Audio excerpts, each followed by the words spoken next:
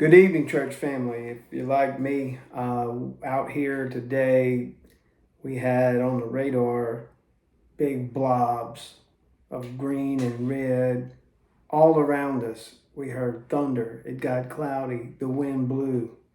As of right now, not a single drop of rain has dropped here at Cary Road. I hope at your house that you got some rain, but as of right now, we've had zero. So we continue to be in drought mode.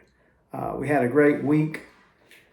Last week was my first week to go to the new schedule of 4:10s, and I had Friday all day to be able to work on a sermon. You saw me post on social media. I had a meeting with Jamie Pope, who is running for the House District race, House 65, which actually our church is on the borderline of. We're in District 65 in our church, and just a great discussion with her. Didn't know anything about her. She was actually led a grassroots concerned citizen, really, not as a politician or anything official like that, down at the Capitol when the COVID lockdowns were happening, and she wants to continue that work on in government. So I'm going to try to get with some others, give them a chance to hear what they have to say, if possible, if they'll meet with me. And so I'll have more to say about that in the future.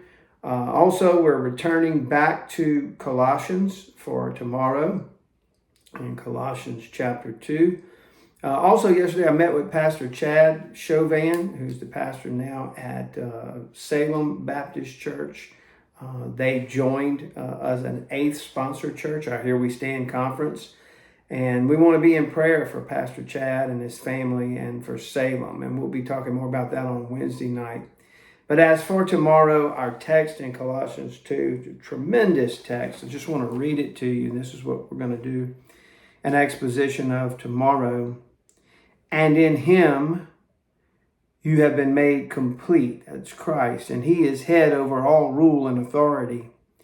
And in him you were also circumcised with a circumcision made without hands, in the removal of the body of the flesh by the circumcision of Christ, having been buried with him in baptism, in which you were also raised up with him through faith in the working of God, who raised him from the dead. When you were dead in your transgressions and the uncircumcision of your flesh, he made you alive together with him, having forgiven us all our transgressions, having canceled out the certificate of debt consisting of decrees against us, which was hostile to us, and he has taken it out of the way, having nailed it to the cross, when he had disarmed the rulers and authorities. He made a public display of them, having triumphed over them through him. And that is a lot happening in that particular text. And so tomorrow, as I always tell you, it will require some expository listening. We've been in narrative with John the Baptist and John. We go back to the theological and doctrinal side. And I pray that you will be edified by it. Tomorrow, 10:45 is our worship service. Sunday school with Dr. Steve Lawson. So great. Romans 7, 9:45 a.m.